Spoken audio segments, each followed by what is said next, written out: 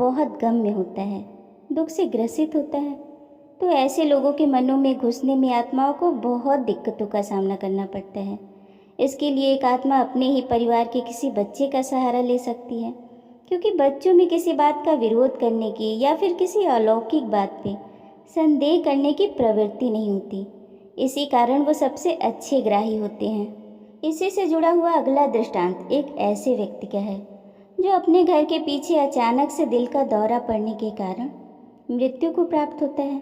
उस समय उसकी एज महज 42 वर्ष थी।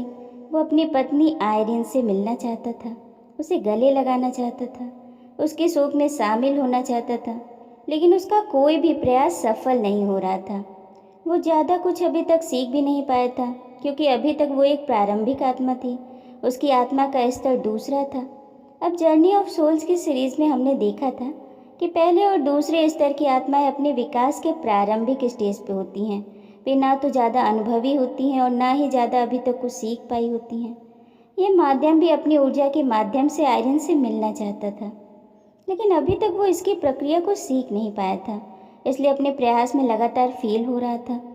लेकिन अपनी पत्नी से मिले बिना, उससे बगैर विदा मांगे वो भूलोक छोड़ना भी नहीं चाहता था। अब उसने आयरन से मिलने के लिए, उसे सांत्वना देने के लिए अपनी 10 साल की बेटी साराह के सहारे का उपयोग किया। उसके और उसकी बेटी के मध्य बहुत अच्छे संबंध थे, जैसा कि अमूमन हर बाप बेटी के बीच होता है।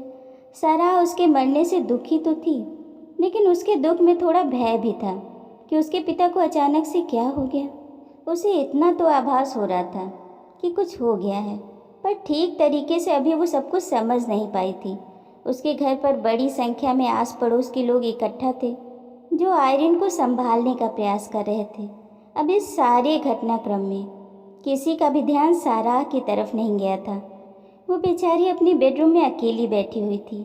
साराह को कहीं न कहीं ये भी लग रहा था कि उसके पिता अभी जीवित हैं। अब माध्यम बेडरूम की तरफ बढ़ता है। उसे ये भी आभास होता है कि साराह उसकी तरंगों को ग्रहण करने के लिए पूरी तरह तैयार है। अब वो इस मौके का फ़ायदा भी उठाता है। उस समय साराह के हाथों में उसकी माँ की स्वेटर बुनने की सुइयाँ थी, जिनसे वो खेल रही थी। अब उस माध्यम ने अपनी बेटी के हाथों की तरफ अपनी गर्माहट भेजना शुरू किया, और इसका अनुभव उसकी बेटी को भी हो रहा था। अब उसने सुइयों का उपयोग स्प्रिंग बोर्ड के रूप में किया और उसकी गर्दन के आधार पर रीढ़ की हड्डी में पहुंचकर उसकी थोड़ी के आसपास प्रभाव डालने लगा। अब साराह हंसने लगती है, क्योंकि माध्यम उसकी ठोड़ी पर ठीक उसी प्रकार से गुदगुदी कर रहा था जैसे वो हर रात किया करता था जब वो सोने के लिए जाती थी। अब धीरे धीरे उसके घर से पड़ोसियों की भीड़ भी छटती जा रही थी। उसके शरीर को घर से बाहर एम्बुलेंस में रखा जा रहा था। अब उसकी पत्नी तैयार होने के लिए बेडरूम में अकेले आ रही थी, क्योंकि उसे अपने एक पड़ोसी के साथ कार से अस्पताल जाना था और वो साराह का भी हाल जानना चाहती थी। साराह उसे देखकर बोली, मम्मी, तुम्हें कहीं जाने की ज़रूरत नहीं है। डैडी यहीं पर मेरे पास है। मैं महसूस कर रही हूँ कि वो मेरी ठोड़ी को गुदगुदा रहे हैं। उसकी बातें सुनकर आयरन की आंखों से आंसू निकलने लगे, लेकिन वो साराह को दुखी भी नहीं देखना चाहती थी, इसलिए उसने उसे अपने सीने से लिपटा लिया। जैसे ही दोनों मिलती हैं, माध्यम ने तुरंत अपनी ऊर्जा का प्रवाह उन दोनों पर कर दिया। अब आयरन उसे महसूस तो कर रही थी, लेकिन साराह से कम। दोनों आंखें मीचे एक दूसरे से लिपटे बिस्तर पर बैठ जाती हैं। ये वो पल था जब तीनों एक साथ थे। कुछ देर तक तीनों वहाँ अकेले रहे। फिर माध्यम ने बताया कि उसके चलने का वक्त आ गया है और वो तैरता हुआ घर से बाहर चला गया। धीरे धीरे वो इस धरती की धरातल से काफ़ी ऊपर उठने लगा। उसे ऐसा लग रहा था जैसे आसमान उसे समेट रहा हो। जल्दी ही वो एक उज्जवल प्रकाश के रूप में बदल गया और अपने मार्गदर्शक से जा मिला। अब ये सारा दृष्टांत उस माध्यम के पिछले जीवन का है, जिसे उसने अपनी भौतिक मृत्यु के बाद अनुभव किया था। अब इस तरह से देखें तो जब एक आत्मा देह का त्याग करती है और अपने परिजनों से मुलाकात कर लेती है, उन्हें सांत्वना दे लेती है, तो सीधी आत्मालोक वापस चली जाती है और उनमें हमसे दोबारा मिलने का विचार मात्र भी नहीं पनपता। कुछ लोग ऐसे भी होते हैं जो किसी की मृत्यु के तुरंत बाद उसकी मौजूदगी को महसूस नहीं कर पाते, लेकिन भविष्य में बाद में वो ऐसा कर पाते हैं। शोक के दौरान जब लोग मृत्यु को स्वीकार कर लेते हैं तो उन्हें इस बात से भी दिलासा मिलती है कि उनके प्रियजन की आत्मा उन्हें अभी भी देख रही है। लेकिन इन सब से इतर कुछ ऐसे लोग भी हैं जिन्हें कोई अनुभूति होती ही नहीं।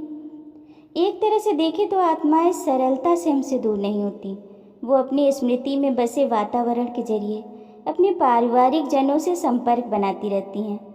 ऐसे संपर्क उन मनों के लिए ज़्यादा प्रभावशाली होते हैं जो अन्य सभी आत्मिक संवादों के लिए बंद होते हैं। अगला मामला एक महिला माध्यम का है। पिछले जीवन में उसका नाम नैन्सी था। वैवाहिक जीवन के 38वें वर्ष में उसकी मृत्यु अचानक से दिल के दौरे की वजह से हो गई थी। उसके पति का नाम चार्ल्स था। अब चार्ल्स उसकी मृत्यु के बाद अस्वीकृति और शोकजनित क्रोध के बीच फंसा हुआ था। उसकी भावनाएं इतनी उत्तेजित थी कि वो न तो अपने दोस्तों की सहायता स्वीकार कर रहा था और न ही किसी प्रकार का व्यावसायिक परामर्श लेने के लिए राजी था। वो खुद एक इंजीनियर था, इसलिए उसका मन मौत के बारे में किसी भी प्रकार के आध्यात्मिक नज़रिए को अवैज्ञानिक बताकर नकार रहा था। अब नैन्सी ने अपनी अंतिम क्रिया के महीनों बाद तक कई तरीकों से चार्ल्स को सांत्वना देने का प्रयास किया, लेकिन वो सफल नहीं हो पा रही थी। चार्ल्स की विरक्ति ने उसे अपनी चार दीवारी में ऐसा कैद कर लिया था कि नैन्सी की मृत्यु से लेकर आज तक वो वास्तव में रो भी नहीं पाया था। अब इस बाधा को पार करने के लिए नैन्सी ने उन दोनों के जाने पहचाने वातावरण से जुड़कर गंध के जरिए उसके आंतरिक मन में पहुंचने की कोशिश की। उसने बगीचे, विशेषकर गुलाब के पौधों का उपयोग करने का फैसला किया। अब नैन्सी चार्ल्स के मन को कैसे सांत्वना दे पाती है, इसका जिक्र मैं अगली कड़ी में करूँगी।